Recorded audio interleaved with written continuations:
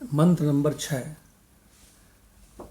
ओम नमो ब्रह्मादिभ्यो ॐ नमो ब्रह्मादिभ्यो ब्रह्म विद्या संप्रदायकर्तृभ्यो ब्रह्मविद्या सम्प्रदायकर्तृभ्यो वंश ऋषिभ्यो महद्भ्यो वंश ऋषिभ्यो महद्भ्यो नमो गुरुभ्यः नमो गुरुभ्यः सर्वोपप्लवरहितः सर्वोपप्लवरहितः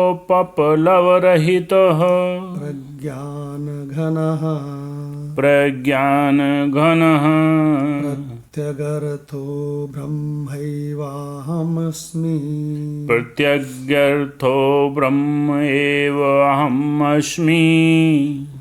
अर्थ, मैं ब्रह्मा आदि सभी ब्रह्मनिष्ठ महात्माओं जो अपने स्वरूप को जानने वाले हैं उनको प्रणाम करता हूँ।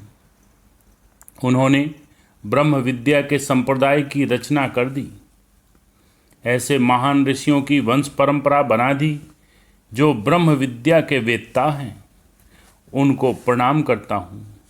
मैं ऐसे सभी महान ऋषियों को जो ब्रह्म विद्या की परंपरा में हैं, उन सभी गुरुजनों को नमस्कार करता हूँ।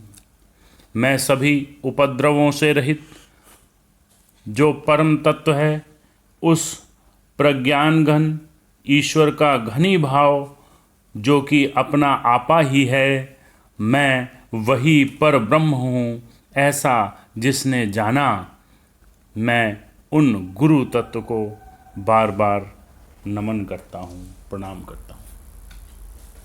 शांति मंत्र नए वाले फोल्डर से इसका भी मंत्र नंबर 6।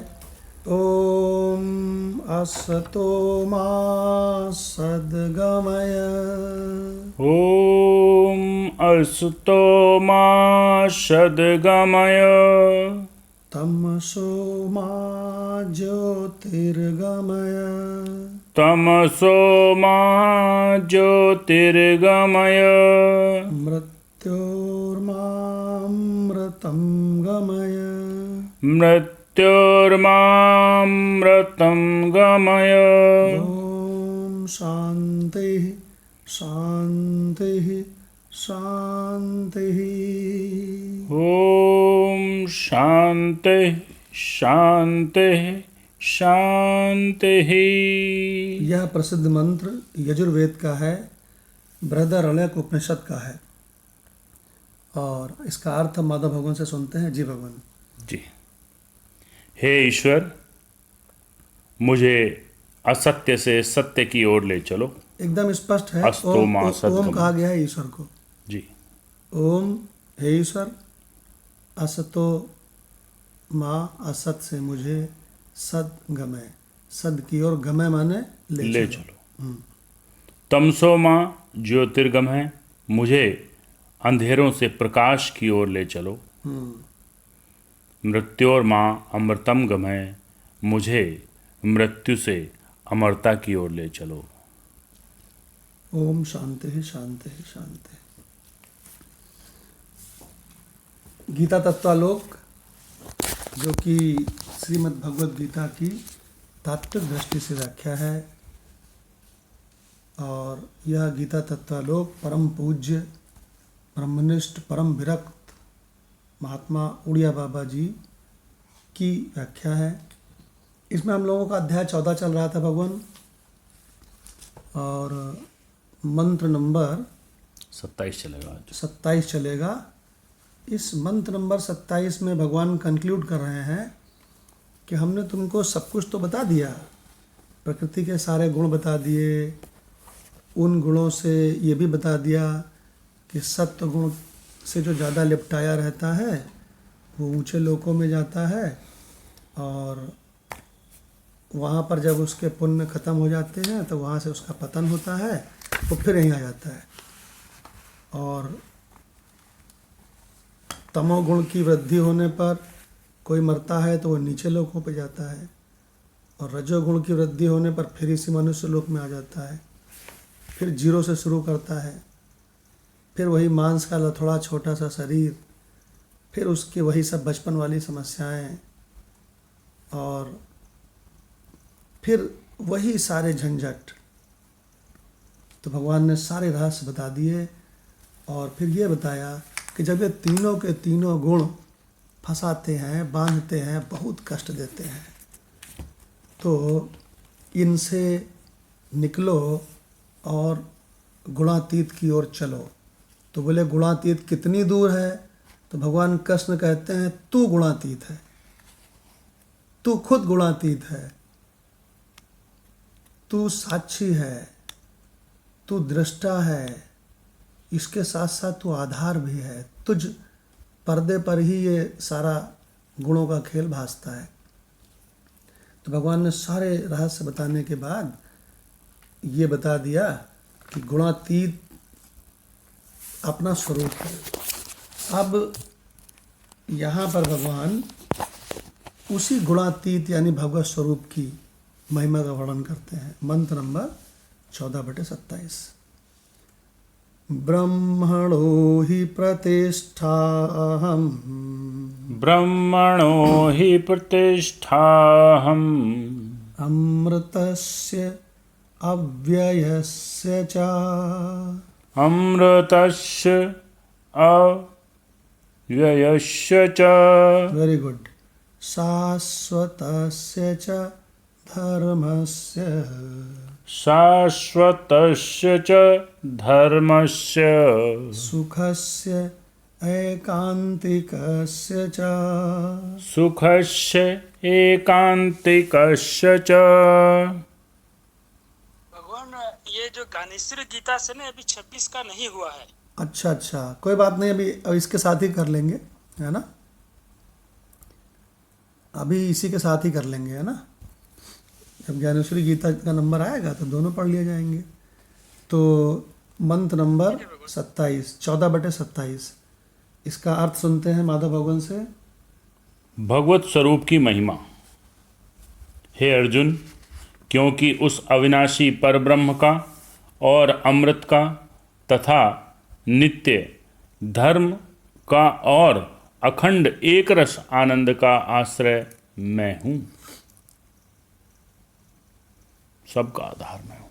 तो इसका अर्थ लोग प्रायः ये लगाते हैं कि भगवान कृष्ण अपने लिए कह रहे हैं कि मैं ही अविनाशी ब्रह्म और अमृत का और नित्य धर्म और अखंड एक रस का आनंद का आश्रय हूँ।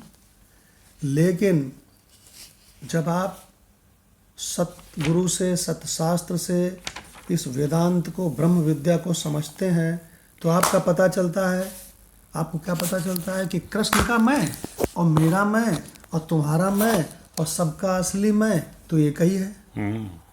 तो इसका मतलब जब एक ही चैतन्य तत्व है, अखंड तत्व है, तो इसका मतलब हमारे सेठ भगवान भी कह सकते हैं कि मैं अविनाशी परब्रह्म, अमृत, नित्य, धर्म और अखंड एक रस का आनंद आश्रय मैं ही हूँ। हमारे मदन लाल भगवान भी कह सकते हैं, क्योंकि जब स्वरूप की ओर दृष्टि डाली जाती है तो वहाँ पे खंड खंड नहीं है, अनेकता नहीं है, टुकड़ा नहीं है। क्यों माता भगवान? स्वरूप टुकड़ा है कि अनंत है? अनंत है, अपरिचिन्न। सभी शरीरों से बैठकर एक ही अखंड चैतन्य आत्मा देख रहा है। अब कहोगे ये कैसे? जैसे सपने में, तुम्हारे ही सपने में वहाँ लाखों लोग दिखाई पड़ते हैं कि नहीं? क्या माता भगवान? बिल्कुल। और उन सभी लाखों लोगों से तुम ही देख रहे हो कि नहीं? उनका सबका स्वरूप मैं ही हूँ। सबका स्वरूप मैं हूँ। तो बस बिल्कुल वही भगवान ने यहाँ कहा है। मैं मतलब स्वरूप। इसका मतलब जो स्वरूप को पहचान जाएगा वही जानत तुम्हें हुई जाए। रामचरितमानस में ये बता दिया कि सो जाने जही देहु जनाई। तो बोले कब देहु जनाई? तो मदन लाल भगवान का इस पे कई सत्संग आए हैं, यूट्यूब पर भी हैं, कि भजताम प्रीतिपूर्वकम, जो प्रीतिपूर्वक भजन करता है भगवान का, क्यों भाई, सकाम पूर्वक नहीं, प्रीतिपूर्वक। प्रीतिपूर्वक। सकाम तो व्यापारी है, हमने तुम्हारी पूजा करी तो हमको ये सब दो। बोले क्या दें? बोले मेरी ये सब इच्छाएं हैं, पूरी करो। और भगवान ईसावास्य उपनिषद का तीसरा मंत्र तो इतनी भयंकर निंदा करता है सकामता की कि पूछो मत। इतनी भयंकर निंदा करता है, कहता है असुर्यानाम ते लोकान धेन तमसाव्रता तांस्ते ग्वम प्रेत्याभिगच्छन्ति ये के च आत्महनोजना। देखो भगवान, अभी अभी शांति मंत्र में भी आपने यही पढ़ा। अभी शांति मंत्र में क्या पढ़ा आपने? कि तमसो माँ ज्योतिर्गम है, मुझे तमस से ज्योति की ओर ले चलो। तो भगवान ज्योति क्या है? ज्योति हमारा, आपका, सभी का स्वरूप मैं, असली मैं है, नकली मैं नहीं। नकली मैं तो अहंकार है। आपको नकली मैं का सरल भाषा में परिचय बताऊं? जो सवेरे उदय होता है ये नकली मैं है,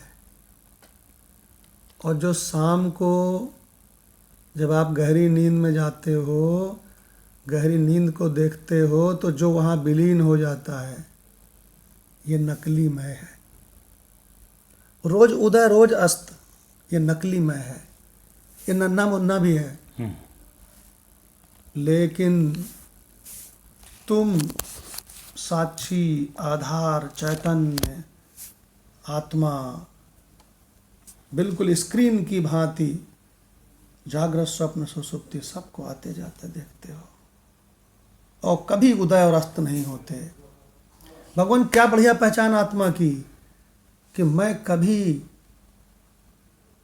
जाता नहीं, जागृत, स्वप्न, सुषुप्ति सबको आते जाते देखता हूँ, सबकी हाजिरी लेता हूँ,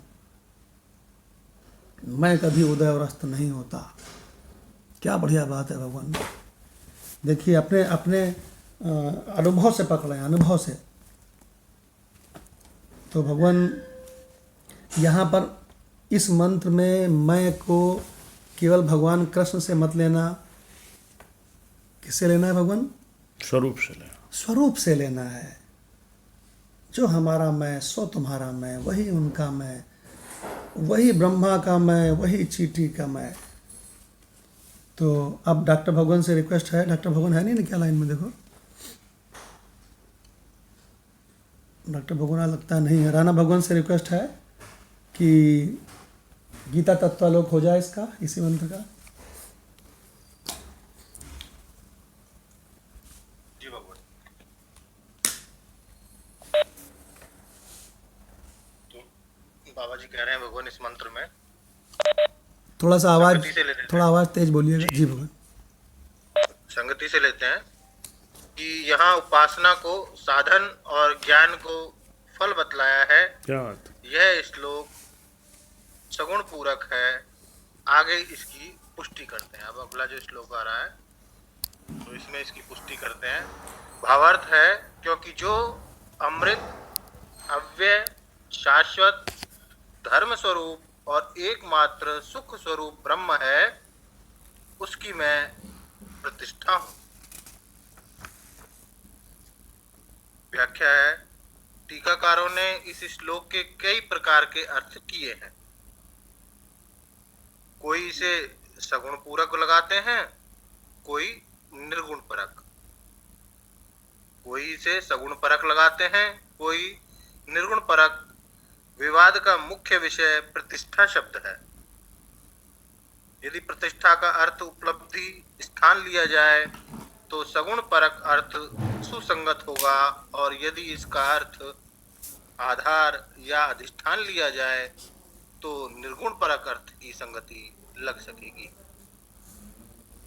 यहाँ ऊपर से सगुण उपासना का प्रसंग चल रहा है, अतः अधिक उपयुक्त सगुण परक अर्थ ही होगा।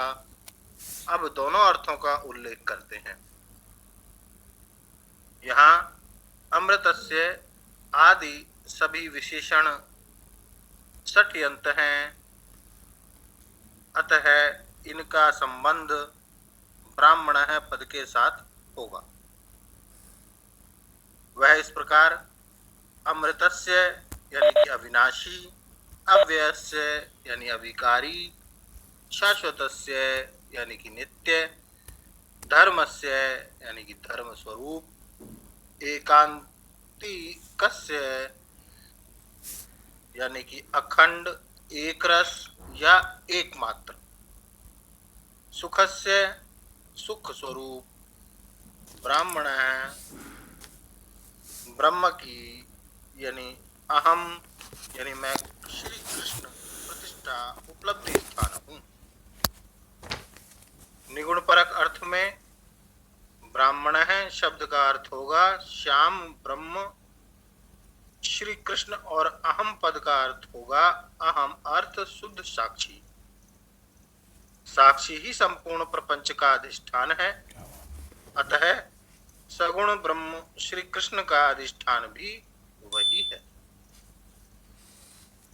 इस दृष्टि से निर्गुणवादी टीकाकार इसका निर्गुण परक अर्थ करते हैं। अब मैं अपना विचार कहता हूँ। भगवान कह चुके हैं कि निर्विशेष ब्रह्म की प्राप्ति का साधन मैं सविशेष ब्रह्म हूँ, इसलिए वे कह रहे हैं कि उस निर्विशेष की प्रतिष्ठा यानी आश्रय या उपलब्धि स्थान मैं सविशेष ब्रह्म श्री कृष्ण हूँ।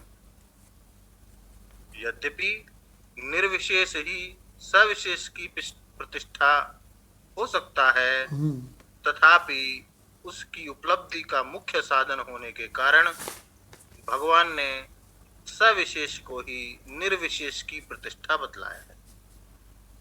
इसका यह भी कारण हो सकता है कि अर्जुन को ऐसी शंका ना हो जाए कि हमें जब आपका निर्विशेष स्वरूप प्राप्त करना है तो हम आपकी उपासना क्यों करें। ओम तत्सदिति श्रीमद् भगवद गीतासु उपनिषत्सु ब्रह्म विद्यायाम योग शास्त्रे श्री कृष्ण अर्जुन संवादे गुणत्रय विभाग योगो नाम चतुर्दशो अध्याय। जीव तो राणा भगवान ने क्या बढ़िया अर्थ पढ़ा कि असल में जो सभी का लक्ष्य है वो परमात्मा है, और जो परमात्मा है वो निर्गुण निराकार अधिष्ठान है। ये सबको अनुभव में भी है। आप देखते हैं कि आप जो चैतन्य आत्मा हैं वो अधिष्ठान की तरह, पर्दे की तरह हैं, और गहरी नींद में जब आप में गहरी नींद भासती है, प्रतीत होती है, तो आप बताओ कि आपको क्या उपद्रव देखने को मिलता है। क्यों माधव भगवान, गहरी नींद में कोई उपद्रव है? कोई उपद्रव नहीं है।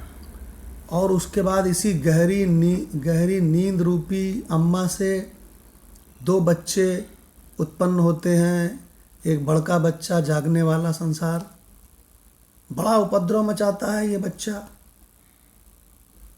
उसके बाद वो एक छोटा बच्चा भी है स्वप्न जगत वाला, ये बच्चा भी गहरी नींद रूपी अम्मा से उत्पन्न होता है। ये भी बड़ा भगवान उपद्रव मचाता है। लेकिन जो आधार अधिष्ठान मय है वो आपने देखा होगा कि तीनों का आधार है, तीनों का अधिष्ठान है।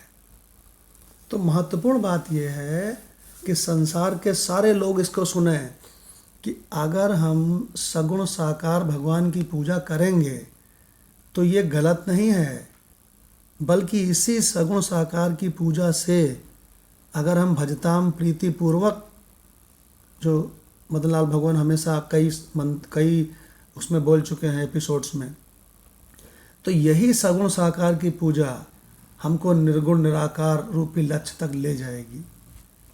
वेदों में कर्मकांड कहा गया है, वो निरर्थक थोड़ी है। क्यों? अर्थ कर्मकांड करना चाहिए लेकिन शुरू में।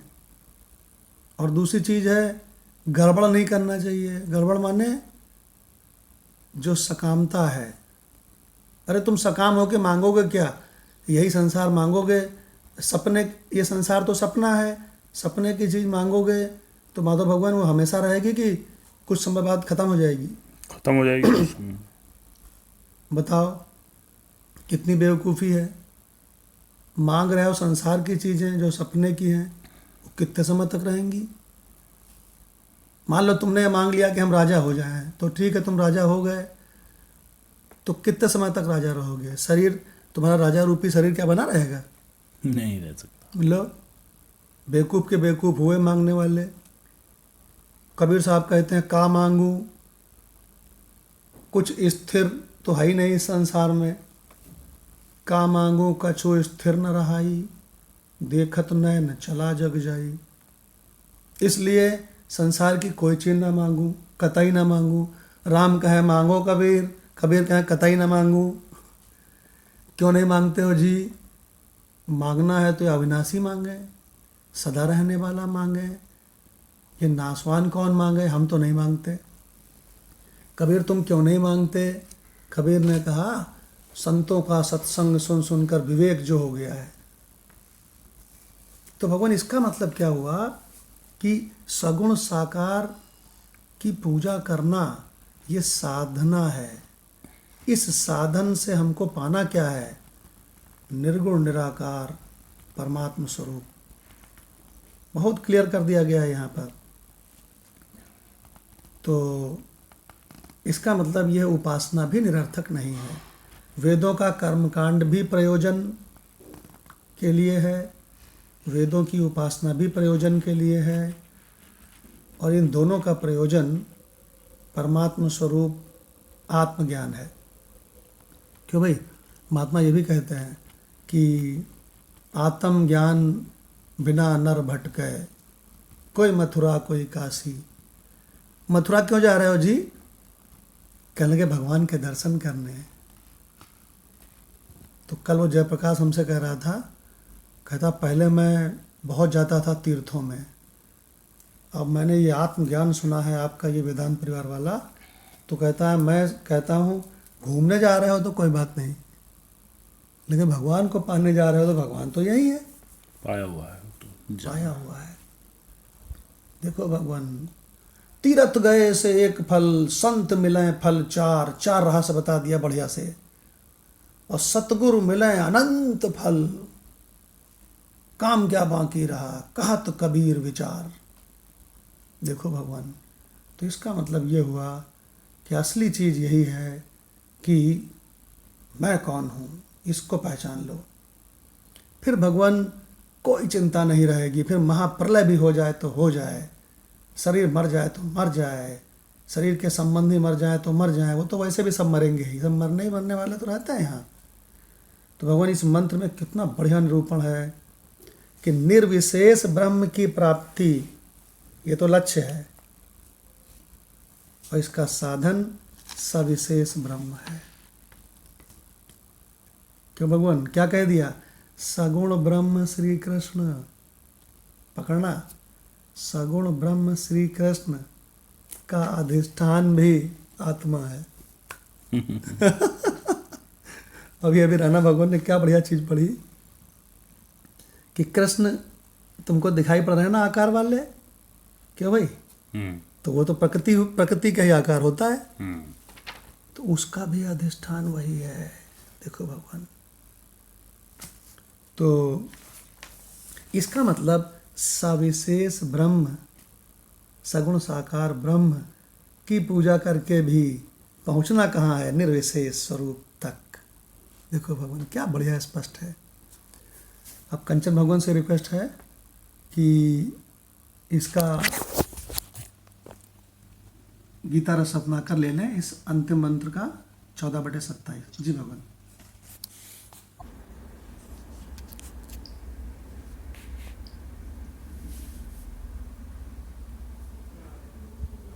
कृष्ण का प्रत्यक्ष चैतन्य है, अमृत की भी प्रतिष्ठा वही है, अव्यय की भी प्रतिष्ठा वही है, शाश्वत धर्म की प्रतिष्ठा भी वही है और एकांतिक सुख की प्रतिष्ठा भी वही है। ये सब इसी में रहते हैं। अच्छा, अब एक और बात सुनाता हूँ। वह क्या है? मैंने पहले ईश्वर कृपा से मधुसूदनी लेकर गीता का ये 14वां अध्याय बड़े जोर शोर से घोटा था। जैसे प्रथमा का विद्यार्थी लघु कौमुदी के सूत्रों को घोंटता है, वैसे ही मैंने भी घोंटा था। मैंने इनमें से एक चीज खोज निकाली। आजकल के जो अंग्रेजी दान लोग होते हैं, वे जब थीसिस लिखते हैं तब कोई ना कोई नई बात ना निकालें तो उनकी थीसिस कैसे बने और डॉक्टरेट डिग्री कैसे मिले। इसलिए मैंने ये चीज खोज निकाली कि 14वें अध्याय में जो ब्रह्म शब्द है, ये पूर्ण तत्व का वाचक कभी भी नहीं। जहां ये कहा है कि मम योनिर महद ब्रह्म तस्मिन गर्भ ददाद में हम, वहां ब्रह्म महद ब्रह्म है। और जहां ये कहा है कि तासाम ब्रह्म महद योनिर अहम बीज प्रदम पिता, वहां भी ब्रह्म प्रकृति का महद ब्रह्म का ही वाचक है। फिर जहां ब्रह्म भूयाय कल्पते कहा है, वहां भी ब्रह्म भवनाय प्रत्यक अधिष्ठानाय, ब्रह्म शब्द का अर्थ महद ब्रह्म ही है। जिस महद ब्रह्म से उपक्रम किया उसके अधिष्ठान रूप से वह हो जाता है। तब फिर ब्रह्मणो ही प्रतिष्ठा अहम का अर्थ भी ऐसे ही करना चाहिए कि ये जो ह्रास वृद्धि को प्राप्त होने वाली, संकोच विस्तार को प्राप्त होने वाली प्रकृति है, वह मोर की पंख की तरह कभी फैल जाती है और कभी सिमट जाती है। मोर का पंख नाम बर्ड है और ब्रह्म की तरह उसका भी धातु है वृहम। इसलिए ये जो सिमटने फैलने वाली प्रकृति है, ब्रह्म इसकी प्रतिष्ठा है। माने निर्विकार, निर्विशेष, निर्धर्मक चैतन्य मैं हूं। इसलिए ब्रह्मणो ही प्रतिष्ठाम का ऐसा ही अर्थ होना चाहिए। फिर देखा तो इस अर्थ की और टीकाकारों का भी ध्यान है। एक टीकाकार ने तो ब्रह्मणो ही प्रतिष्ठा अहम का अर्थ किया है कि ब्रह्मणो वेदस्य अहम प्रतिष्ठा। ब्रह्म माने वेद और मैं वेद की प्रतिष्ठा हूं, अर्थात वेद का परम तात्पर्य मैं ही हूं और वेदों की परिसमाप्ति भी मुझ में ही होती है। ये मत समझना कि वेदों की परिसमाप्ति तो ईश्वर कृपा से रोज रोज हो जाती है। कब होती है? जब परमाता अप्रमाता भवति, पिता अपिता भवति, देवा अदेवा भवन्ति, वेदा अवेदा भवन्ति। सुषुप्ति दशा में वेद अवेद हो जाते हैं। तब फिर सृष्टि काल में वेद का उद्भासक और प्रलय काल में वेद के निर्वाण का स्थान प्रतिष्ठा रूप से ये परमात्मा ही है। इस प्रकार ये गुण त्रय विभाग योग नामक 14वां अध्याय पूरा हुआ। जी भगवान। क्या बढ़िया बात है भगवान कि संत ज्ञानेश्वर जी ने डंके की चोट पर कह दिया कि जो 14वें अध्याय में ब्रह्म का निरूपण है वो शुद्ध ब्रह्म का नहीं है, सविशेष का है। अब आपको इसमें एक बढ़िया सा रहस्य सुनाते हैं आपके अनुभव से। देखो, जब गहरी नींद होती है तो इसको बोलते हैं प्रकृति। क्या बोलते हैं भगवान? प्रकृति, मूल प्रकृति। गहरी नींद मतलब मूल प्रकृति। यहाँ पर तीनों गुण, सत्वगुण, रजोगुण, तमोगुण, तीनों के तीनों एकदम साम्य अवस्था में रहते हैं, इक्वल परसेंटेज, कोई दिक्कत नहीं है किसी भी तरह की। लेकिन जब सवेरे सवेरे नींद खुलती है, बहुत ध्यान से समझना, जब सवेरे सवेरे नींद खुलती है तो नींद खुलते ही, अभी तो प्रकृति में थे, अभी तो प्रकृति का अनुभव कर रहे थे आप, फिर नींद खुली तो क्या अनुभव आता है? सबसे पहले महत्तत्व का अनुभव आता है। प्रकृति से अभी तो प्रकृति भास रही थी, मूल प्रकृति, जहाँ कोई डिस्टर्बेंस नहीं था। फिर जैसे ही सुबह नींद खुली तो महत्तत्व भासने लगा। महत्तत्व माने है, बस है, बाकी कुछ समझ में नहीं आ रहा है अभी। हम्म, अगर उस समय अचानक कोई कुछ कहता है तो भीतर से आवाज़ आती है, प्लीज़ वेट, प्लीज़ वेट। अभी कुछ समझ नहीं पा रहा है। फिर थोड़ी ही कुछ ही पलों में ये महत्तत्व से निकलता है अहंकार।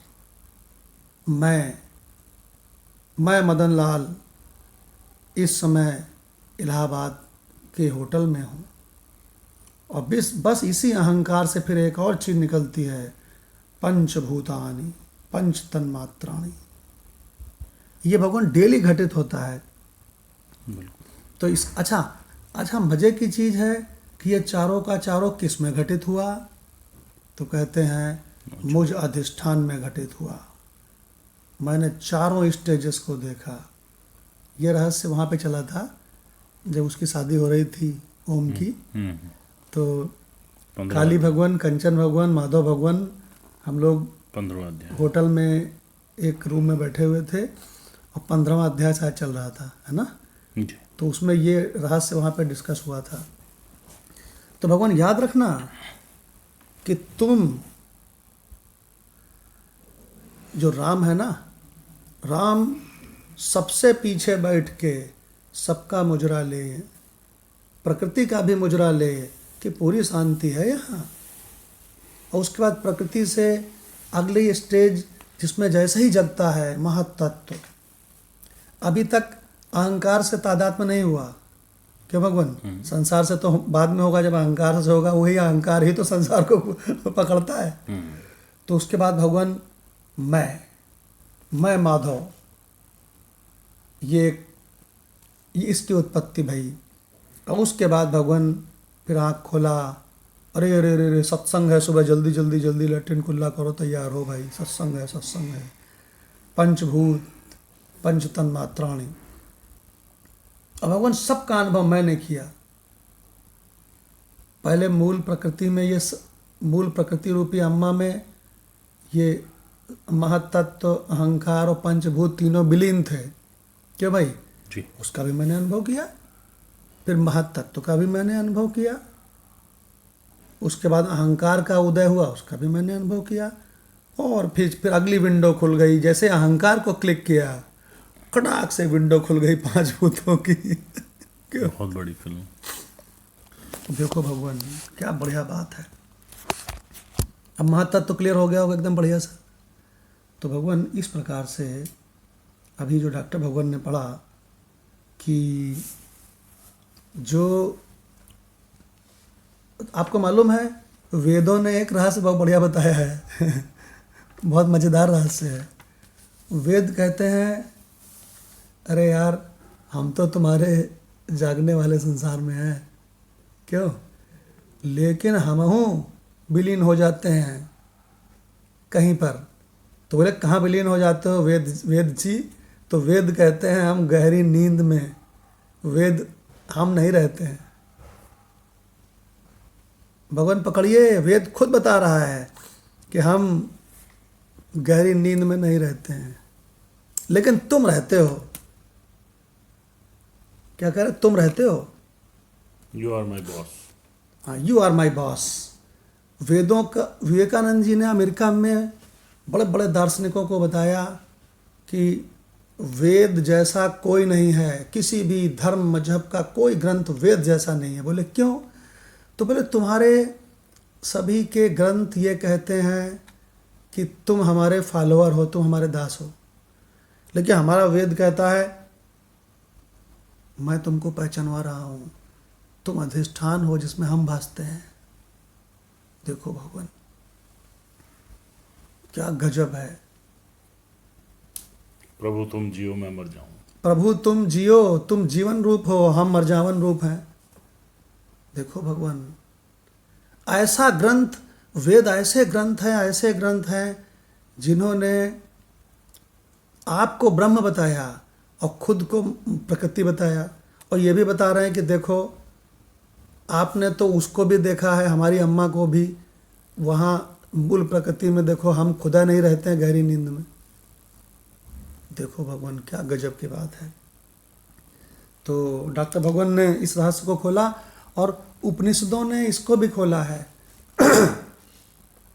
कि मूल प्रकृति में यानी गहरी नींद में यत्र माता अमाता भवति, माता अमाता हो जाती है, माता नहीं रहती है वहाँ अनुभव में। यत्र पिता अपिता भवति, पिता पिता नहीं रहता। वेद अवेद भवति, वेद वेद नहीं रहता। देव देव देव अदेव भवति, देव देव नहीं रहता है। और आपको बढ़िया बात बताऊं मैं, वहाँ कोई झंझट नहीं है अनेकता का, वहाँ कोई ईश्वर नहीं जिसके आगे सिर झुकाओ।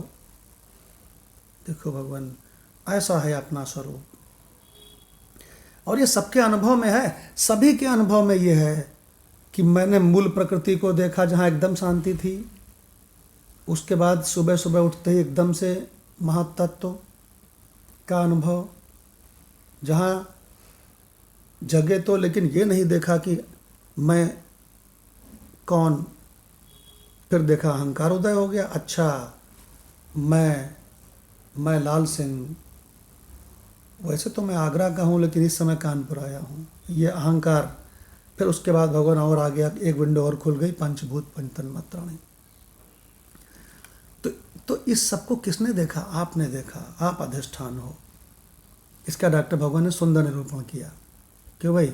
और ये भी बताया डॉक्टर भगवान ने इसमें कि यह जो प्रकृति है ना, मोर, ये सिमटने और फैलने वाली प्रकृति है। मोर के पंख से उसकी तुलना, जैसे मोर अपने पंख ऐसे फैला लेता है, ऐसे प्रकृति भी ऐसे फैलाती है।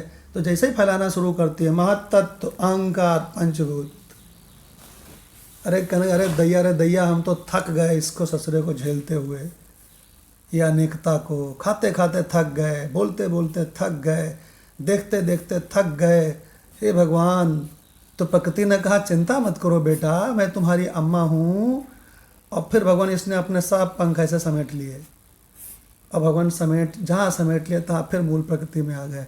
अरे कहें आराम में आ गए, तो वेद कहता है पूरे आराम में नहीं है पूरे आराम में तब आओगे जब प्रकृति जब पिताजी से मिलोगे, जब पिताजी से मिलोगे एक्चुअली अभी माता से ही मिले हो। हाँ, देखो भगवान, बहुत बढ़िया बात कही आपने, अभी पिताजी से नहीं मिले हो, और पिताजी से मिलोगे तब पता चलेगा वो अमृत है कि पिताजी यानी कि स्वरूप अखंड अमृत है। देखिए भगवान, तुम कौन से वंश के हो? तुम ब्रह्म वंश के हो। ब्रह्म अमृत, इसलिए ब्रह्म, तुम ब्रह्म वंश के हैं इसलिए तुम अमृत। वो जब कर्म कांड करवाते हैं पंडित जी पूछते हैं ना, कौन से गोत्र से उत्पन्न हो? अमृत गोत्र। शंकर भगवान का ब्याह हो, अमृत गोत्र उत्पन्न पंडित कहेगा अमृत गोत्र, ये तो कुछ नहीं होता है।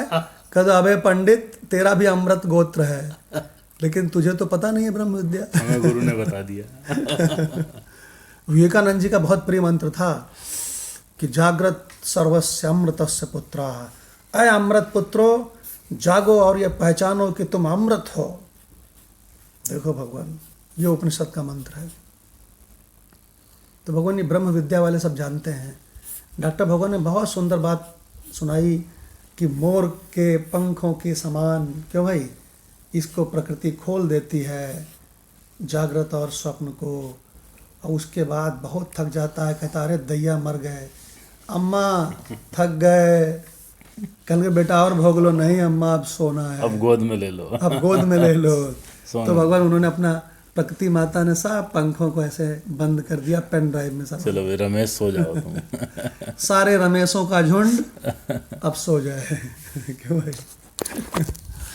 भगवान इसके ओपनिंग पैराग्राफ में स्वामी अखंडानंद जी ने जी असल में मनन और निधि ध्यान का बहुत जोर दिया है। उन्होंने कहा हमने घोट घोट के इसको पढ़ा, क्योंकि जब एक आध बार कैजुअली पढ़ लोगे तो आप पढ़ तो लोगे, आप सोचोगे समझ में आ गया, पर वो समझ में नहीं आएगा। यस, इसको घोट घोट के पढ़ो, जैसे आप पीएचडी करते। मैंने घोटा था। तो इसलिए डॉक्टर अखंडानंद सरस्वती पीएचडी, उन्होंने ये कहा कि ये निधि ध्यान बहुत जरूरी है। बहुत सुंदर अच्छा, इन्होंने ये भी कहा कि यह जो 14वें अध्याय में ब्रह्म बताया गया है ना, ये पूर्ण तत्व का वाचक कभी भी नहीं था। ये हमने घोट घोट के निकाला है तत्व इसका। उन्होंने कह दिया मम योनिर महद ब्रह्म तस्मिन गर्भम दधाम में हम, ये झंझट शुद्ध ब्रह्म में नहीं है। देखो भगवान मूल प्रकृति में है, ईश्वर में है, उपाधि में है। इसलिए ईश्वर को सर्वज्ञ कहा गया है। पूर्ण ब्रह्म में सर्व का चक्कर नहीं है। भगवान हमारे वेदांती लोग जो है ना, मदनलाल भगवान ईश्वर को साहब कहते हैं कि ब्रह्म को साहब कहते हैं?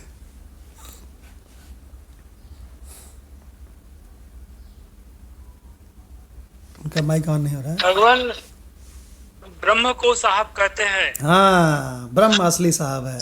यस, साहब तेरी साहिबी हर घट रही समाए, जो मेहंदी के पत्तियों में लाली लखी न जाए।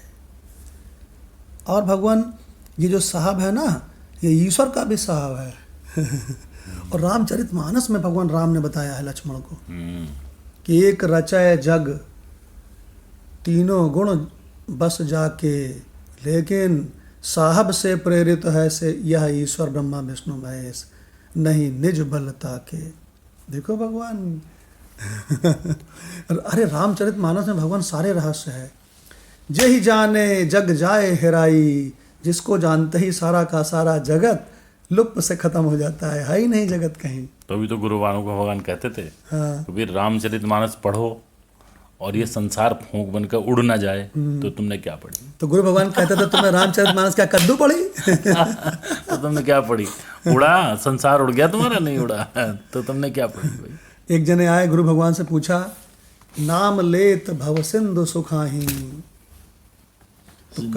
तो उसमें कहते हैं कि इसको राणा भगवान डाल के देखना गूगल में कि नाम लेत भव सिंधु सुखाही, करहु विचार सुजन मन माही।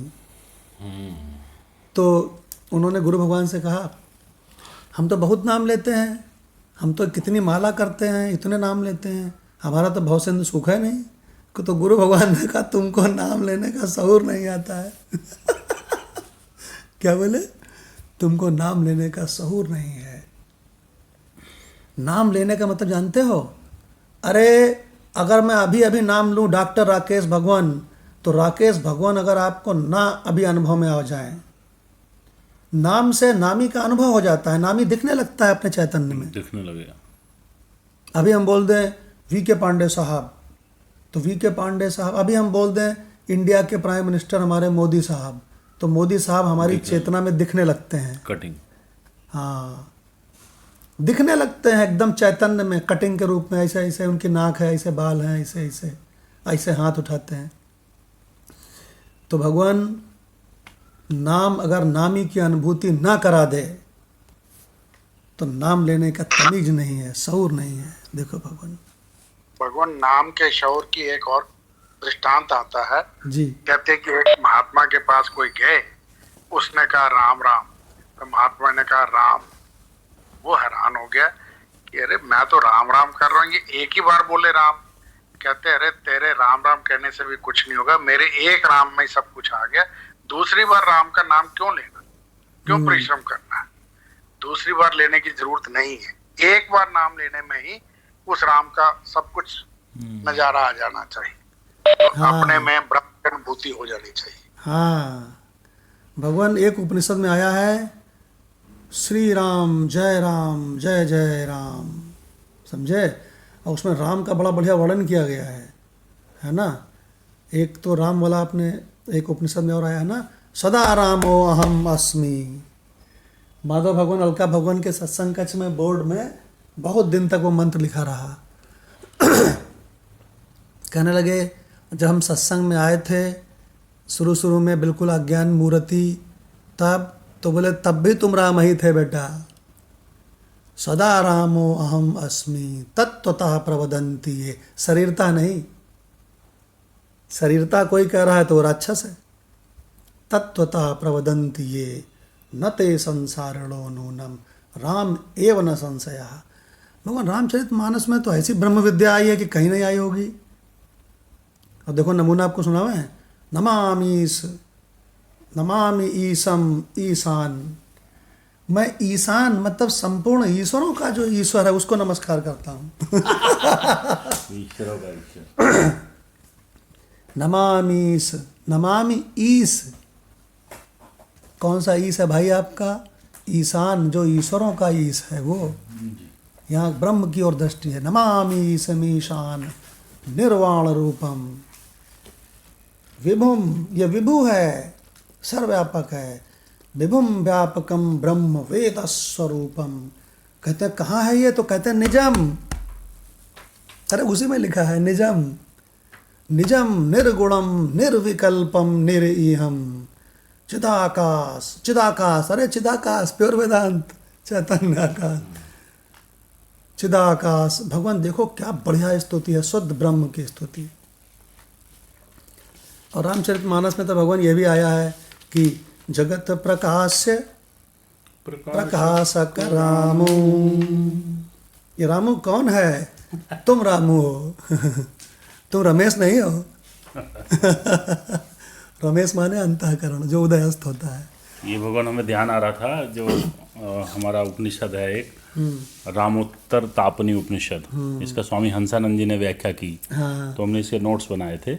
तो इसमें वो कहते हैं राम के, आज वैसे भी दशहरा का दिन है, हाँ। तो राम के जो चारों भाई हैं, ये चारों ना, राम लक्ष्मण भरत शत्रुघ्न। हाँ, इनको उन्होंने आकार उकार मकार अमात्र। हाँ। तो आकार वो कहते हैं हमारा लक्ष्मण है, हाँ, क्योंकि उदयरस्त होता है, जागृत का स्वामी है। लक्ष्मण हमारा जागृत का स्वामी है। और जो तेजस है, उकार है, वो शत्रुघ्न है, वो स्वप्न के स्वामी हैं। और जो मकार हैं वो भरत हैं, प्राज्ञ हैं, सुसुप्ति के स्वामी हैं। और जो अमात्र है वो कुटस्थ है, राम है, मेरा अधिष्ठान है। क्या बात है, क्या बात है। दशहरा के शुभ अवसर पे क्या बढ़िया रहस्य। रामोत्तर तापनी उपनिषद बोले जागृत वाले में संसार, राम के 4 रूप बताए। बोले जागृत वाले संसार को उसको राम क्यों नहीं कहा? कहने लगे आता जाता है, शुद्ध ब्रह्म नहीं है। क्यों भाई? तो बोले कौन है? बोले लक्ष्मण है। और बोले कि वो स्वप्न वाले को क्यों नहीं कहा? तो बोले स्वप्न वाला भी आता जाता है, इसलिए शुद्ध ब्रह्म राम नहीं है, शत्रुघ्न है। और मकार कहने लगे गहरी नींद, कहें वो भी आता जाता है, भरत, उसका भरत का रूप दिया। एक आपको बढ़िया बात बताएं, अब यहाँ पे एक रहस्य बताते हैं आपको। राम और भरत जब चलते थे तो सहसा लोग पहचान नहीं पाते थे कौन राम है कौन भरत है। वो नजदीक है ना राम के, एक ही तरह। हाँ, भरत जो है सबसे नजदीक है राम। हाँ, इसीलिए सुसुप्ति में आप देखो, सुसुप्ति में जागृत और स्वप्न के कोई झंझट नहीं रहते। भरत रूप है वो। सुसुप्ति में आदमी जाता है तो 8 घंटे ब्रह्मानुभूति कर लेता है पूरी, लेकिन अनजाने में करता है।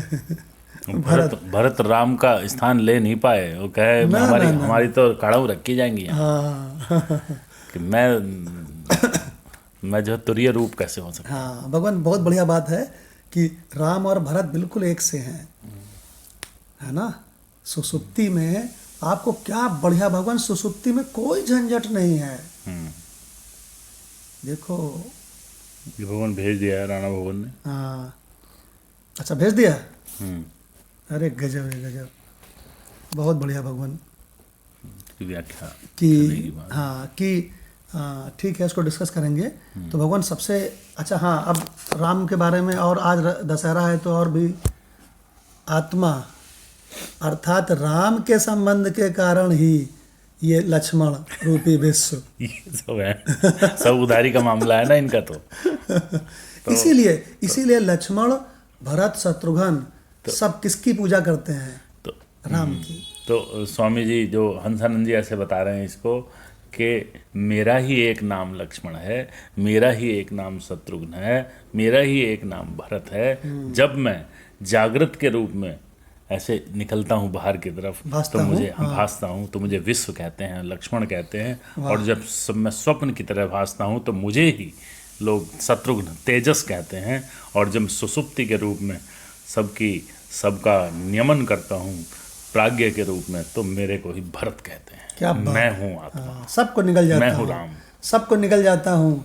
तो हमारा भरत स्वरूप, तो भरत देखो, भरत राम के सदस्य हो गए, लेकिन एक कमी है, अभी राम कैसे हो सकते हैं? राम तो अमात्र है। क्या बात है भगवान, बहुत सुंदर, बहुत बढ़िया।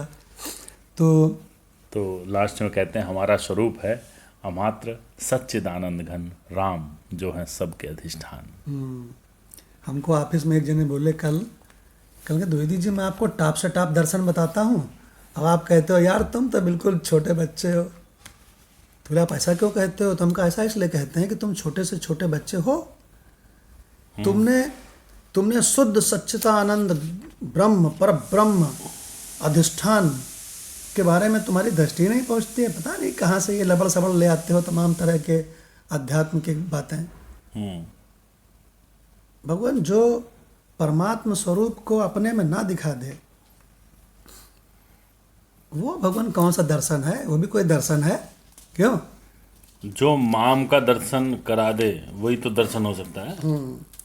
भगवान अब एक बढ़िया सी बात बताते हैं जो कल सत्संग खत्म होने के टाइम पे हुई थी। जी। बहुत ध्यान से सुनिए बहुत ध्यान से सुनना भगवान, बी वेरी अटेंटिव। जी। अगर कोई पत्नी अपने पति की गोदी में सोवे तो कहते हैं अव्यभिचारिणी है, ठीक है ना? व्यभिचार नहीं है। व्यभिचार नहीं है उसमें। लेकिन अगर कोई पत्नी पराये पुरुष के गोदी में सोए तो कहते हैं व्यभिचारी है, ठीक है ना भगवान? बिल्कुल। तो स्वामी अखंडानंद जी ने कल कहा था गीता रस रत्नाकर में कि अगर परमात्मा अपनी आत्मा में कोई देख रहा है तो उसमें व्यभिचार नहीं है, ये शुद्ध दर्शन उसको मिल गया। और अगर परमात्मा वो कहीं आत्मा के बाहर कहीं देख रहा है किसी और पे तो ये भगवान व्यभिचार है। भगवान कितना गजब का इशारा! भगवान इन वेदांतियों ने ब्रह्मांड के बड़े बड़े दर्शनकारों को एकदम फूंक की तरह उड़ा दिया, उठा के फेंक दिया ऐसे में, हट बेवकूफ, तो शुद्ध चीज नहीं जानता है। तो भगवान हमने तो हजारों को हमने कहा तुम ऊपर से नीचे तक अज्ञान की मूर्ति हो, तुमको यही नहीं पता, तुम्हारी अपने ऊपर दृष्टि नहीं पड़ रही कि तुम कौन हो, तुम अधिष्ठान हो। अब भगवान मैं आपको वही लाइनें सुनाता हूँ, कल इसकी फोटो खींच के ले गया था मैं माधव भगवान से सुनाता हूँ, गीता रस रत्नाकर जिसके पास होए, पेज नंबर 533 533 अंतिम पैरा। 533 पे अंतिम पैरा है। उन्होंने ये बताया है कि अव्यभिचारिणी भक्ति क्या है, अव्यभिचारिणी भक्ति क्या है। जी अव्यभिचारेण भक्ति योगेन। देखो, भक्ति योग में व्याभिचार न हो, आपकी भक्ति भी है तो व्याभिचार ना हो। अब व्याभिचार को एक्सप्लेन कर रहे हैं। व्याभिचार कब नहीं होगा? यदि पत्नी अपने पति की गोद में सोएगी तो व्याभिचार नहीं होगा, और अपने पति की गोद को छोड़कर किसी दूसरे की गोद में जाकर सोएगी तो व्याभिचार होगा। अब इसको आत्मा में घटा रहे हैं, दृष्टांत। इसी तरह जब हम चाहेंगे कि हमारा भक्ति योग भगवान के प्रति अव्याभिचारी हो, तो जब तक आत्मा से अतिरिक्त परमात्मा होगा तब तक भक्ति योग अव्याभिचारी होगा ही नहीं। अर्थात जब भी हम परमात्मा देखेंगे, यदि हम इदम में देख रहे हैं परमात्मा को, अपने अहम रूप में नहीं देख रहे, तो गड़बड़ है। तो हम उल्लू के पट्टे हैं हम बता रहे हैं आपको। तो जो अहम रूप से परमात्मा को देखना पड़ेगा, तभी हम कहेंगे अब दर्शन हुआ। हाँ, इसको कहते हैं दर्शन। और इसी को रामचरितमानस में कहा है, मम दर्शन फल परम अनुपा जीव पाए निज सहज स्वरूपा। जब गुरु भगवान के पास कोई अटहा दर्शन ले आता था, किसी का नाम लेता था, कुछ समझाता था, तो गुरु भगवान ने कहा तुम गधे और तुम्हारा दर्शन गधा। बहुत तगड़े से क्रश करते। हाँ, और भगवान हम तो कई अपने बड़े लोगों को तो नहीं कह पाते हैं, उम्र ज़्यादा है जिनकी, लेकिन जो कम उम्र वाले हैं, बराबर वाले हैं, उनसे हम कहते हैं तुम और तुम्हारा दर्शन उल्लू के पट्टे हो दोनों। तो बोले अरे बाप रे, इतना कॉन्फिडेंस है आपको? तो हमने कहा अहम परमात्मा है, इदम तो घटिया है, इदम में तो विकार ही विकार है, इदम को विकार कहा गया है और अहम को स्वरूप कहा गया है। देखो भगवान, इस पर डॉक्टर भगवान के कमेंट सुनते हैं। भगवान व्याभिचारी और अभिचारी जो स्त्री से समझाया है, भगवान कैसा लगा? भगवान, ये तो पति और पत्नी के एग्जाम्पल से समझाया गया है कि अव्यभिचारी वो है कि जो केवल और केवल अपने पति को ही हृदय में रखती है। पति की गोद में लेटने का मतलब ही है कि पति के अलावा उसका कुछ नहीं है, और पति के साथ वो कैसे भी बैठे, किसी भी मुद्रा में बैठे, कोई अश्लीलता नहीं है। परंतु यदि पति के अलावा किसी दूसरे का वो संबंध भी करती है, हृदय में भी रखती है, या किसी भी तरह से उठती बैठती है, तो वो अश्लीलता है, वो व्यभिचारी है। तो ये तो पति पत्नी के संदर्भ में समझाया गया। अब जैसे अभी माधव भगवान ने भी पढ़ा, आत्मा और परमात्मा के संदर्भ में ये समझा दिया गया है कि ब्रह्म आत्मा एक क्या, कि आत्मा ही परमात्मा है। तो आत्मा को जब परमात्मा से अलग जानोगे, असल में यहाँ उन्होंने पति पत्नी भी नहीं कहा, यहाँ तो कह दिया दोनों है ही एक। तो यदि अलग जानोगे, आत्मा से परमात्मा को अलग देखोगे, तो वो व्यभिचार हो गया। यस, वो आपकी अव्यभिचारी भक्ति नहीं रही, क्योंकि परमात्मा अलग है ही नहीं। अपने से इदम सामने देख ही नहीं सकते, कह ही नहीं सकते, कहना भी गलत होगा।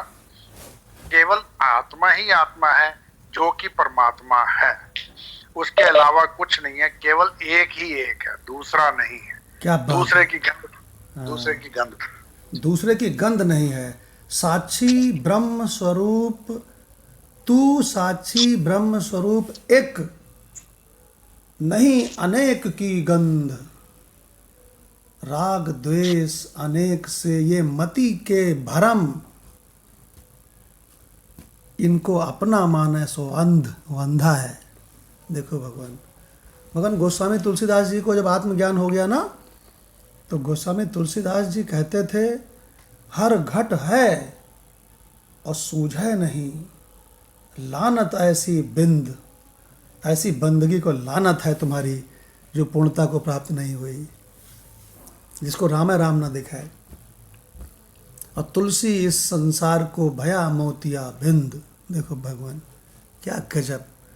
तो भगवान ये जो पत्नी की गोद में सोने वाला, पत्नी अपने पति की गोद में सोया, पराये के गोद में सोए, भगवान इस एग्जाम्पल से कितना गजब क्लियर हो गया है। देखिए भगवान प्रणाम भगवान। जी प्रणाम भगवान। मदनलाल भगवान का कुछ कमेंट्स आ रहा है। जी भगवान। भगवान, एक बार की बात है कि परशुराम जी, जमदग्नि जी की पत्नी थी रेणुका, जो रेणु राजा की पुत्री थी। तो वो अपने पति के लिए गई थी नदी पर कलश लेकर जल लेने के लिए।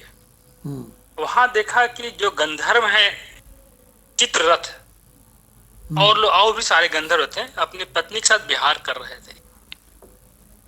वहां पर जो रेणुका थी, गई थी जल लेने के लिए, मात्र चित्ररथ को देखकर वो उनको देखते रह गए, मोहित हो रही थी, कुछ किया नहीं उन्होंने। और इसको देखने में क्या हुआ कि जो हवन के लिए यज्ञ के लिए जो उनको जल ले जाना था नदी का, उसमें विलंब हो गया भगवान। जब विलंब हो गया तो थोड़ा जब ध्यान आया, अरे मैं तो जल लेने आई थी नदी से और मैं भूल गई चित्ररथ को देखने के चक्कर में। तो वो भगवान क्या हुआ कि वो फिर कलश में जल लेकर पहुंची मुनि जमदग्नि जी के पास, और हाथ जोड़कर प्रार्थना किया रेणुका जी ने कि भगवान मुझे लेट हो गया। लेकिन भगवान जमदग्नि जी योगी थे, तपस्वी थे, वो जान गए कि रेणुका ने मानसिक पाप किया है। मानसिक पाप किया है। गोद में सोना तो बहुत दूर की बात है। बहुत गजब की बात है। बहुत बढ़िया प्रसंग सुनाया आपने, बहुत बढ़िया। भगवान, तो सिर्फ उन्होंने मानसिक पाप किया है। तो उन्होंने कहा कि अब कुछ आप शब्द बोला, अरे दुष्ट, तुमने मानसिक पाप किया है। तो अपने पुत्रों को बोला, अरे पुत्रों, इस पापनी की हत्या कर डालो। अरे बाप रे। मगर हाँ वहाँ 5 पुत्र थे। हाँ। 5 पुत्र में कोई आगे नहीं बढ़ा, लेकिन परशुराम जी आगे बढ़ गए और परशुराम जी ने उन अपने 4 भाइयों को भी मारा और अपनी माता को भी मार दिया। उसके बाद भगवान क्या हुआ कि क्योंकि वो परशुराम जी पिता की आज्ञा माना था, तो उनकी आज्ञा मानने का उनके पिता प्रसन्न हो गए। बोले कि बेटा, किसी ने मेरी आज्ञा नहीं, तुमने माना है, तुम मुझसे वरदान मांगो। तो उन्होंने कहा कि प्रभु, पिताश्री आप वरदान देना ही चाहते हैं तो जिनको मेरे हाथ, जो लोग मेरे हाथों से जिनका वध हुआ है, मेरी माता को, मेरे 4 भाइयों का, उनको पुनः जीवित कर दीजिए और उनको ये न पता चले कि मैंने ही वध किया है। बहुत बढ़िया, बहुत सुंदर। तो भगवान, अभी हम लोग जो पढ़ रहे हैं कि गोद में सोने वाली बात, ये तो बहुत बड़ी बात हो गई। उन्होंने सिर्फ मानसिक किया था, मानसिक पाप के लिए उनकी हत्या हो गई थी। हाँ। और अपने कराया भगवान। देखिए मदनलाल भगवान ने कितनी कभी न बिछड़ने वाली कितनी सुंदर कहानी सुनाई। ये शास्त्रों का रहस्य है भगवान ये। तो इसका मतलब गोद में सोना तो बहुत भारी महापाप है, महाव्यभिचार है। केवल मानसिक रूप से भी भगवान, पाप पहले मानसिक रूप में ही तो होता है शुरुआत में, वही स्थूल का रूप धारण कर लेता है। तो भगवान व्यभिचारणी भक्ति और अव्यभिचारणी भक्ति, इसमें आत्मज्ञान पूरा का पूरा मिक्स हो गया। कहने का मतलब भगवत गीता में जो व्यभिचारणी भक्ति और अव्यभिचारणी भक्ति बताई गई है वो दरअसल आत्मज्ञान है, हम ये कह रहे हैं। एक्चुअली क्या भक्ति हमारी जो भक्ति है, जब ये जो डेफिनेशन दी गई है, अव्याभिचारी हो जाएगी प्रमोट होके तो वो ही ज्ञान है। यस। तो इसका मतलब अव्याभिचारणी भक्ति जो गीता में भगवान कृष्ण बता रहे हैं, दैट इज आत्मज्ञान। जो आप भक्ति और पराभक्ति, अपराभक्ति और पराभक्ति कहते हैं, उसी को व्याभिचार भक्ति भक्ति कह सकते हैं। तो इसका मतलब पराभक्ति थोड़ी सी और कटु लैंग्वेज में। हाँ, तो इसका मतलब पराभक्ति ही अव्यभिचारणी भक्ति है। हाँ, है ना, ये मतलब है। अच्छा, मदनलाल भगवान से एक वो रिक्वेस्ट बिना है। ज्ञान के नहीं हो सकती भगवान। हाँ, और मदनलाल भगवान से ये रिक्वेस्ट है कि ये जो उन्होंने एपिसोड सुनाया है ना 2 मिनट का, तो इसको 2-3 मिनट के एपिसोड को इसी तरह से बढ़िया ढंग से सुना करके हमको भेज दें, तो भगवान उसमें जमदग्नि और परशुराम इस नाम से उसको हम यूट्यूब में भेज देंगे। भगवान, क्या गजब का प्रसंग है ना। और इसमें बाद में उन्होंने मांगा कितना बढ़िया, परशुराम ने कितना बढ़िया मांगा कि ये सब जिंदा हो जाए, ऊपर से इनको ये पता ना चले कि हमने मारा है। तो भगवान नचिकेता ने भी ऐसी मांगा था भगवान। हाँ, जब वहाँ वो गए थे तो कि मेरे पिता जो है नाराज ना हो जाएं, हाँ, कि मैंने कुछ ऐसा व्यवहार कर दिया उनसे तो वो नाराज ना हो जाएं। हाँ। उन्होंने भी ये मांगा था। देखो ये भक्त लोग कितने बड़े।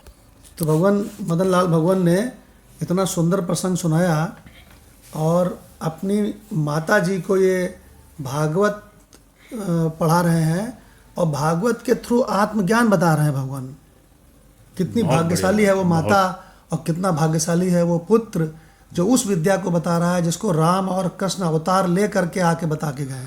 आपने भगवान वो दो मैं कह पाता हूँ ना, रियली वास्तव में बता रहा हूँ, ईश्वर का साक्षी मान करके, ये आपकी कृपा का ही फल है। अरे भगवान, बस आपकी लगन है भगवान। इस बहरे, गूंगे, लंगड़े, अंधे के बस में क्या था भगवान? कुछ नहीं था। क्या बात तो है आपका, आपने ऐसी कृपा कर दी जो इस योग्य हो गया है। भगवान बहुत ही गजब मदनलाल भगवान ने सुनाया। इसका जो लक्षण है वो कितनी सुंदर है, इशारा कितना सुंदर है। तो भगवान अब ये बताओ कि आज छुट्टी है कि नहीं? छुट्टी है। छुट्टी है तो छुट्टी है तो 5-7 मिनट और हो जाए। क्यों भाई, अगर किसी को बहुत ज़रूरी काम हो तो वो जा सकता है, नहीं तो 5-7 मिनट और हो जाए। जो है अब अगला वो चलेगा, है ना। हम ये कह रहे थे भगवान कि जैसे आपने 2 वो डाले हैं, उसमें यूट्यूब में भी 1-2 विचार निकाले हैं कि माता कैसी हो और पुत्र कैसा हो, वो पिता कैसा हो। पिता ऐसा हो कि वो अपने बच्चे को आत्मज्ञान करा दे, ये कंक्लूजन था। माता कैसी हो, अगर उसको थोड़ी भी भनक है तो वो आत्मज्ञान करा दे, उसका सहायक बन जाए। तो अब हम मदन भगवान के ही पॉइंट से हम कह रहे हैं, तो अगर पुत्र कैसा हो तो पुत्र ऐसा हो। हाँ, बहुत बढ़िया। मदन लाल भगवान जैसा पुत्र हाँ, कि जो सौभाग्य से अपनी मिलता है माता को भगवान। ब्रह्म ज्ञान सुना दे और उनको कहीं तक पहुंचा भी दे। और दूसरी चीज है नहीं, और दूसरी चीज है ऐसा कि हो। दूसरी चीज है जो भी ये कथा सुना रहे हैं भागवत की, उसकी लक्षणा बता रहे हैं, क्योंकि आत्मज्ञानी ही लक्षण पकड़ सकता है। एक्चुअली कहानी के बाद ये सार भी बता रहे हैं तो बहुत बढ़िया हो जा रहा है। देखिए जो और कच्चा, उनका समय सही उपयोग हो रहा है दोनों का। हाँ, जो कच्चा भक्त होता है ना, वो शुरू शुरू में गायन में आकर्षित होता है, उसके बाद और वो आगे बढ़ता है तो वो कथा में उसको बड़ा मजा आता है, कथा में आकर्षित होता है। और इसी गायन और कथा, कीर्तन और कथा के सहारे भगवान के गुणों का सुंदर वर्णन करते हुए उसको ब्रह्म विद्या तक लाया जाता है। देखिए भगवान, बहुत बढ़िया। तो भगवान हिंदू जी धर्म भगवान। में श्रवण को बहुत अच्छा पुत्र माना गया कि उसने अपने अंधे माँ बाप को सब तीर्थों की यात्रा कराई, परंतु मदन लाल भगवान श्रवण से कहीं ज्यादा हैं, उच्च कोटि के हैं कि यदि अपनी माता जी का ये उद्धार करने में सक्षम हो गए, मोक्ष ये कह लो कि जीवित रहते ही उन्हें मोक्ष मिल गया और मोक्ष प्रदान कर दिया, तो ये इनके लिए इससे बड़ी श्रवण तो बहुत निम्न कोटि का रह गया इनके मुकाबले। जी जो भगवान। ब्रह्म ज्ञान करा दे वो पुत्र तो सर्वोपरि सर्वश्रेष्ठ। हाँ भगवान, ये बात सही है कि श्रवण कुमार ने तो केवल स्थूल शरीर की सेवा की थी। भगवान, ये डॉक्टर साहब हमारे जो भगवान हैं, इनकी भावना कितनी उच्च कोटि की है, इनको मैं प्रणाम करता हूँ और बहुत बहुत प्रणाम करता हूँ। एक्चुअली हमारे जो पिताजी थे, मैं बता दूं, उनको लोग श्रवण कुमार कहते थे। अरे वाह। वो भी अपने माता पिता की बहुत सेवा करते थे। मैंने देखा है भगवान अपने पिताजी को मैंने कि माता पिता की सेवा करते, उनको लोग कहते थे श्रवण, ये हमारा श्रवण कुमार है। दादा कहते थे कि बेटा हमारा ही श्रवण कुमार है, जगदीश। मेरे पिता का नाम था श्री जगदीश प्रसाद गुप्ता, तो उनको लोग श्रवण कुमार कहते थे। भगवान हम तो वही देखे भगवान, हम तो शरीर से तो सेवा कुछ कर ही नहीं पाते, इनफैक्ट बता रहा हूँ। लेकिन आपको एक चीज बता दें, अभी डॉक्टर भगवान ने क्या कहा है, डॉक्टर भगवान ने जो कहा है हम उनसे रिक्वेस्ट करते हैं कि रिपीट कर दें, क्योंकि आप उस समय लाइन में नहीं थे। डॉक्टर भगवान ने कहा है कि आप श्रवण कुमार से बहुत आगे हो, ये कहा है। जी डॉक्टर भगवान। बिल्कुल सही बात।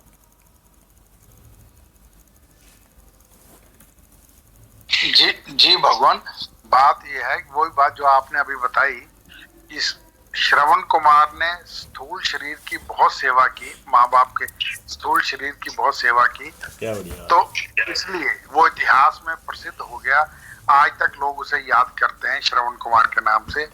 परंतु मदन लाल भगवान अपनी माता जी की स्थूल की तो सेवा जितनी कर पाते होंगे कर ही पाते होंगे, पर दूरी की वजह से शायद पर उनके सूक्ष्म, जिसे कहते हैं, ज्ञान चक्षु खोल रहे हैं, उनको दिव्य चक्षु प्रदान कर रहे हैं, ज्ञान चक्षु खोल रहे क्या हैं, बात है। ज्ञान प्रदान कर रहे हैं। ये सेवा जो है ये अद्वितीय है। और क्योंकि दूसरे इसलिए नहीं कर पाते कि उन्हें खुद ही नहीं पता क्या है, उन्हें खुद को ज्ञान नहीं है, तो वो अपने माता पिता को क्या ज्ञान कराएं। हाँ, उनके लिए क्या बात है भगवान। भगवान अभी डॉक्टर भगवान ने जो बात बोली है ना, ये तो वेद का मंत्र बोल रहा है। वेद का मंत्र मालूम क्या कहता है? वेद का मंत्र ये कहता है कि जितने भी तरह के संसार में दान हैं, समझे, उन संपूर्ण दानों में सबसे श्रेष्ठ है ज्ञान का दान। जी। तो बोले कि क्यों? तो कहने लगे ज्ञान का दान इसलिए श्रेष्ठ है क्योंकि इसके पाने के बाद वो भगवान उसको कभी कोई दान की जरूरत ही नहीं रह जाती है। देखिए भगवान, और इसको बड़े अच्छे ढंग से बताया गया है कि किसी को भोजन करा दोगे तो इतने घंटे के लिए, किसी को कपड़ा पहना दिया तो जब तक फटे ना तब तक के लिए, ऐसे बताया गया भगवान।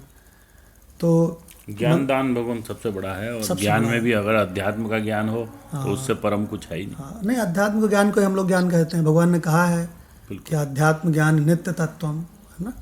तो भगवान अब हमारा ज्ञानेश्वरी गीता बची है, तो ज्ञानेश्वरी गीता का एक मंत्र पहले से ले लें क्योंकि शायद ये नहीं हुआ था।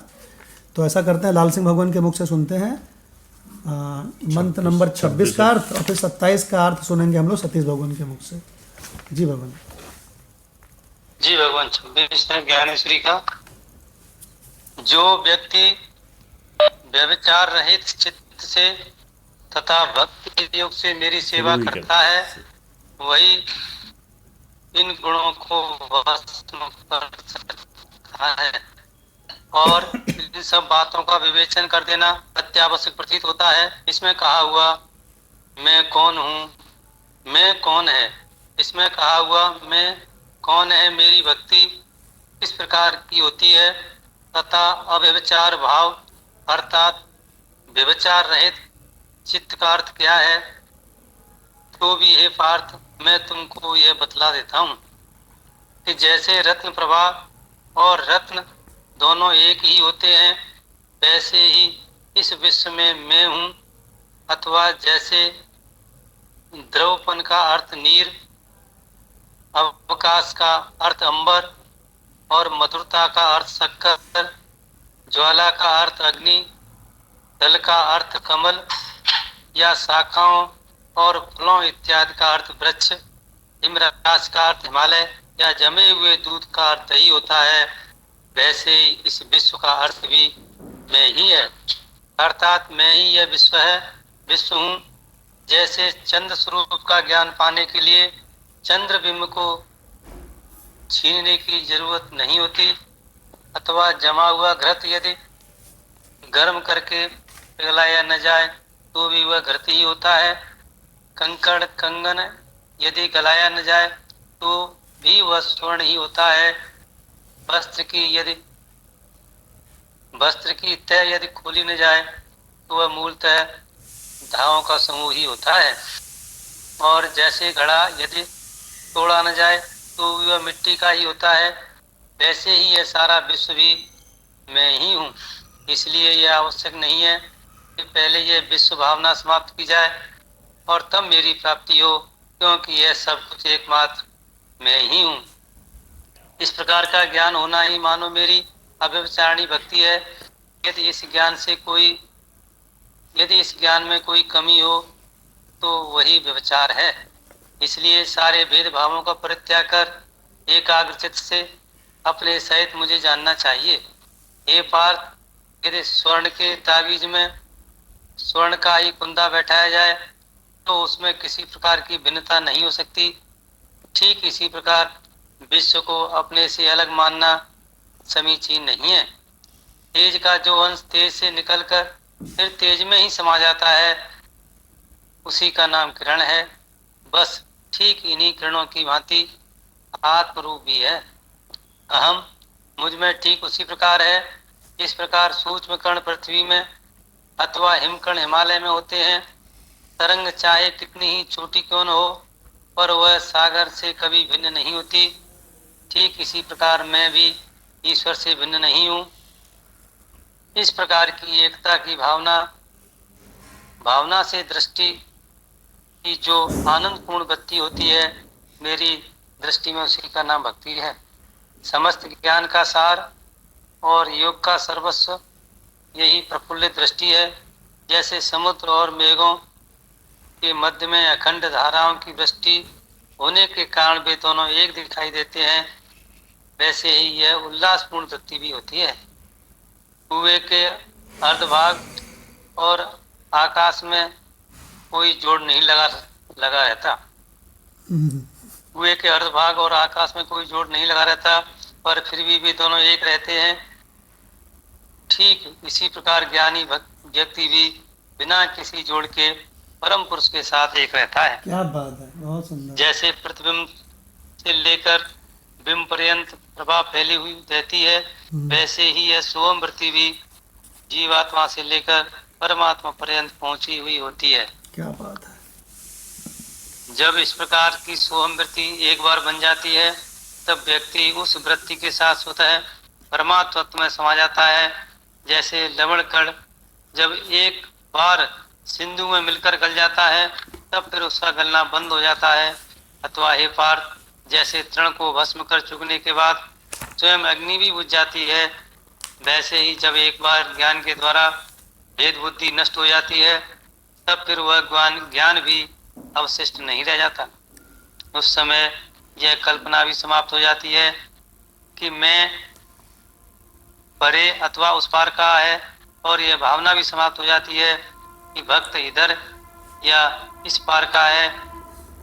और उन दोनों की जो मौलिक शाश्वत एकता है एकमात्र वही शेष रह जाती है। हे किरीटी, जब इस प्रकार ब्रह्म एक का आलिंगन हो जाता है तब फिर गुणों पर विजय हासिल करने की कोई बात ही नहीं रह जाती। हे मर्भज्ञ अर्जुन, इस स्थिति का नाम ब्रह्मत्व है और यही ब्रह्मत्व मेरे भक्तों को मिलता है। मैं तुमसे एक बार और कहता हूँ कि इस संसार में मेरा जो इस प्रकार का भक्त होगा वह ब्राह्मी अवस्था उसकी सेवा एक पथप्रायण स्त्री की भांति करेगी। इस संसार में मेरा जो इस प्रकार का भक्त होगा यह ब्राह्मी अवस्था उसकी सेवा एक पथप्रायण स्त्री की भांति करेगी। जैसे नदियों के जल प्रवाह के लिए समुद्र के सिवा अन्य कोई उपयुक्त स्थान नहीं होता, वैसे ही जो मेरी सेवा ज्ञानपूर्ण दृष्टि से करता है वह बिना ब्रह्मत्व वाली दशा को शोभित किए नहीं रह सकता। इसी ब्रह्मत्व को सायुज्य नाम से पुकारते हैं और इसी को मोक्ष नाम का चौथा पुरुषार्थ भी कहते हैं। यह ठीक है कि मेरी सेवा ही ब्रह्मत्व प्राप्ति का साधन है, पर इतने से ही तुम यह न समझो कि मैं साधन मात्र हूँ। हो सकता है कि तुम्हारे चित्त में ऐसी भावना उत्पन्न हो, इसलिए मैं स्पष्ट कर देना चाहता हूँ कि मैं से भिन्न ब्रह्म कोई चीज नहीं है। जी भगवान। लाल सिंह भगवान ने क्या गजब गजब का रहस्य सुनाया कि भगवान यहाँ पे आखिरी लाइन में तो पूरा का पूरा रहस्य कह दिया कि मैं से भिन्न ब्रह्म कोई चीज़ नहीं है। देखो भगवान आपको एक चीज़ बता दें कि संत ज्ञानेश्वर जी कब हुए थे, कहाँ हुए थे, उड़िया बाबा कब हुए थे, कहाँ हुए थे, अखंडानंद जी कब हुए थे, कहाँ हुए थे, कृष्ण कहाँ, राम कहाँ, अयोध्या में कोई, मथुरा में। भगवान कभी भी किसी युग में कोई भी महात्मा हुआ हो, लेकिन ज्ञान बिल्कुल एक है भगवान, जरा सा भी। इसीलिए माधव भगवान कहते हैं पहुँचे पहुँचे एक मत, अन पहुँचे मता अनेक। और इसीलिए भगवान हम लोगों से डंके की चोट पे कहते हैं अबे हमने कहा तेरे सत्संग में कितने लाख लोग आते हैं इससे मुझे कोई मतलब नहीं है, लेकिन तेरा क्या बोलते हैं कितने मिलियन व्यूज़ हैं, कहाँ चैनल है, कहाँ तेरी संपत्ति है, कितने कंट्रीज़ में, इससे भी मुझे कोई मतलब नहीं है। लेकिन मुझे इस बात से मतलब है कि तू जो असली सत्य है उस पर तेरी निगाह नहीं जा रही है बेटा। देखो भगवान एक बार जिसने इस रहस्य को समझ लिया वो भगवान माला माल हुए बिना रह नहीं सकता। ज्ञान वोट से नहीं चलता ना। हाँ, एक बार परमानंद भगवान ने कहा था कि इस रहस्य को पहचान लेने के बाद वो क्या बोलते हैं फूला फूला फिरे है। क्यों भगवान? और बता भी ना पाता कि क्या मिला उसे, क्या मिला। तो भगवान बहुत सुंदर सुंदर रहस्य पढ़ा अभी हमारे वाणी का विषय नहीं। हाँ, लाल सिंह भगवान ने बहुत गजब गजब का रहस्य पढ़ा। इसमें माधव भगवान ने एक दो जगह हाईलाइट किया है जी, ये हाईलाइट करते हुए चलते हैं। बहुत अच्छा ये परंपरा है भगवान जी, सुनते हैं उनसे जी।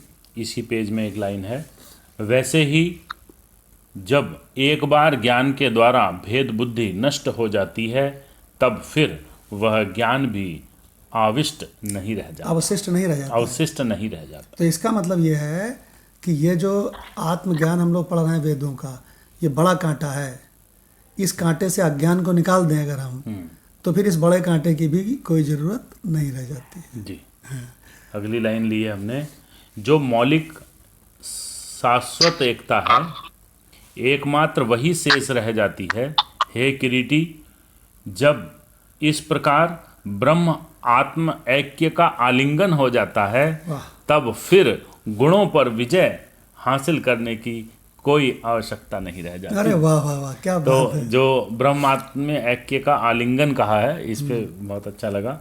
एक और बहुत बढ़िया लाइन है जिसमें वो कहते हैं कि यह ब्राह्मी अवस्था, जिसको हम कहते हैं कि ब्रह्मी अवस्था आ नहीं रही हमारी, हमारा ध्यान लग नहीं रहा, निधिध्यासन में नहीं हो पा रहा है, वो कहते हैं वो उसकी ऐसी सेवा करती है जिस पति परायण स्त्री की भांति ब्राह्मी अवस्था उसका ऐसे इस तरह से सेवा करती है। हाँ, क्या बात है। और बाकी तो भगवान इसका मतलब ये हुआ कि एक बार जिसने इस रहस्य को भली भांति समझ लिया तो भगवान वो हमेशा मतलब उसकी जाति नहीं ब्रह्मी अवस्था। हाँ, ये कहना चाहती हूँ। अच्छा, आपको एक चीज़ बता दें कि उसको विजडम का आनंद होता है। यस, परिस्थितियां तो शरीर में अनुकूल प्रतिकूल आती रहती हैं, तो आती लेकिन उसका विजडम पीछे खड़ा रहता है जो उसको आनंद देता रहता है।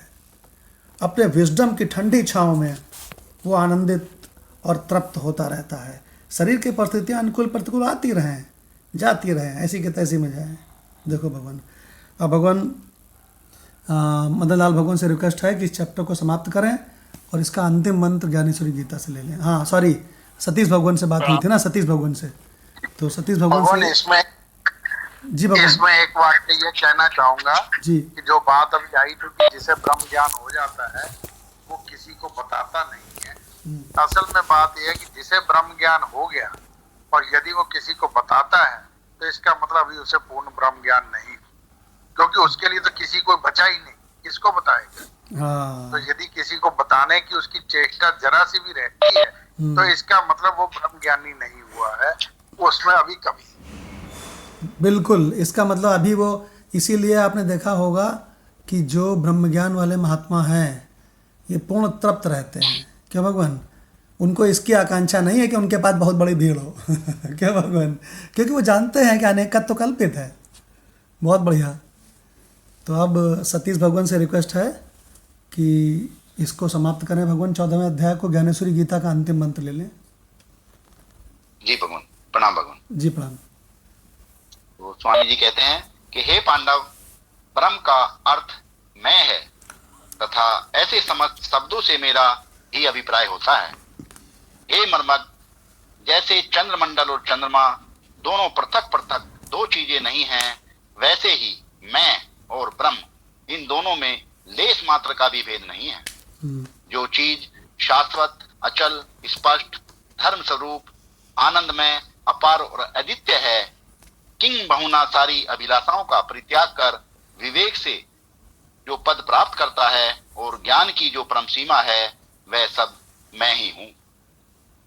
भक्त वत्सल भगवान श्री कृष्ण इस प्रकार की बातें पांडु नंदन अर्जुन से कह रहे थे। यह सुनकर धृतराष्ट्र ने कहा, हे संजय, बिना पूछे तुम ये सब निरर्थक बातें क्यों कर रहे हो? इस समय जो चिंता मेरे मन को सता रही है, पहले वह तुम दूर करो।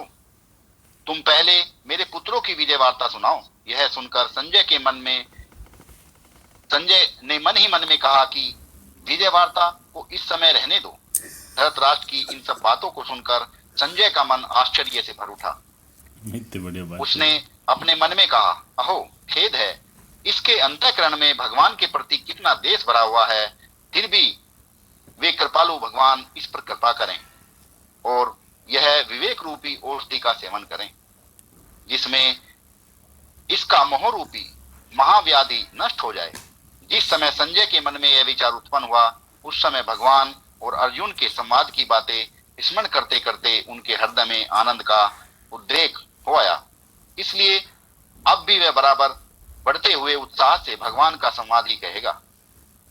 उस संवाद के शब्दों का भावार्थ मैं आप लोगों के चित्त में अंकित करने का यत्न करूंगा।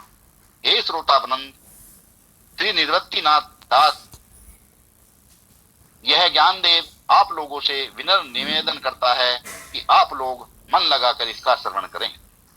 जी भगवान। तो भगवान इस प्रकार से ये अध्याय हमारा पूर्ण हुआ और इसमें भगवान कितनी गजब की बात कही है, वही बात कही है जो गुरु भगवान हमेशा हमको सुनाते थे। और भगवान ये कहते थे कि ब्रह्म का अर्थ मैं है, मैं का अर्थ ब्रह्म है। और एक बात बहुत बढ़िया सुनाते थे जी। जब वहाँ पार्क में टहलते थे तो हमसे कहते थे, बेटा ये धूप देख रहे हो चारों ओर? तो हमने कहा हाँ देख रहा हूँ। तो उन्होंने कहा ये जो धूप है ना, ये सूर्य ही है। बिल्कुल। तो हमसे कहते थे इसका मतलब समझे? तो हमने कहा इसका मतलब हम ये समझे कि ब्रह्म ही यह जगत है। बोले बहुत बढ़िया। बोले जो प्रकाश स्वरूप है, अब उसका जो प्रकाश है ये एक ही वस्तु होती है।